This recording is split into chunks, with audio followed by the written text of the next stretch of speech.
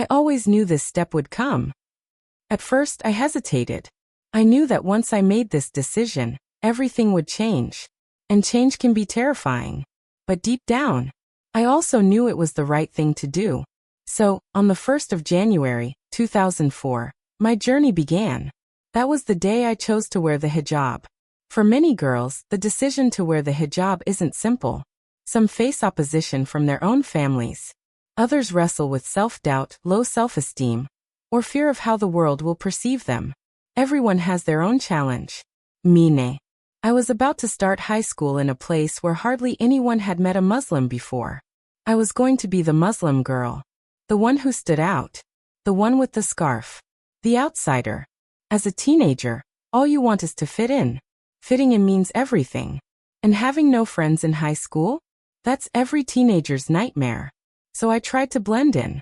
I followed every trend, copied the latest fashion, and did everything I could to be liked. I even obsessed over beauty standards that were never made for someone like me. I'd look into the mirror and pick apart every little thing I thought was wrong with me. I started relying on makeup to feel beautiful, to feel enough. But no matter how hard I tried, I couldn't hide who I really was. The scarf on my head was a daily reminder that I was different. And honestly, I was embarrassed. I'd ask myself, why do I have to be so different? I struggled with my identity. I didn't fully understand who I was, or why the hijab mattered so much. And the truth is, I felt incredibly lonely. Looking back now, I realized that my embarrassment didn't come from the hijab itself. It came from not understanding its true meaning. I used to think the hijab was just about modesty, just about hiding from the gaze of men. But that was a shallow, incomplete understanding.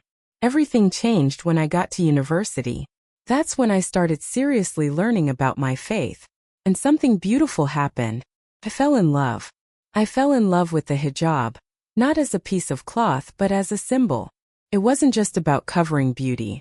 It was about submitting to the one who created beauty. I began to see the hijab as a physical expression of my connection to Allah. A daily act of worship. It was a flag that said, I belong to something greater. When I read the verses in the Quran about hijab, it shattered everything I thought I knew. It wasn't about hiding. It was about being seen by Allah. It was about knowing that my beauty was already validated by my Creator. And once I understood that, everything changed. I started to see the hijab as a gift, a reminder of who I am and who I serve, a motivation to improve myself inside and out. It pushed me to align my actions, my character, my speech, everything with the teachings of Islam. But here's what people often get wrong. Wearing a hijab doesn't mean I'm a representative of Islam in all its perfection. I'm not saying I am Islam. I'm saying I'm a Muslim. Someone who's striving.